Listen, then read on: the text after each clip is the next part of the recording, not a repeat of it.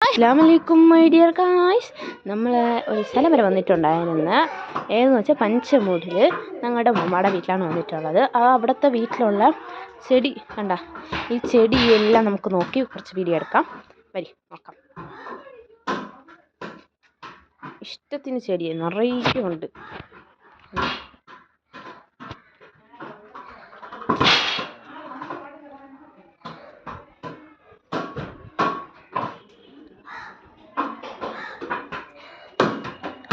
നിങ്ങളെ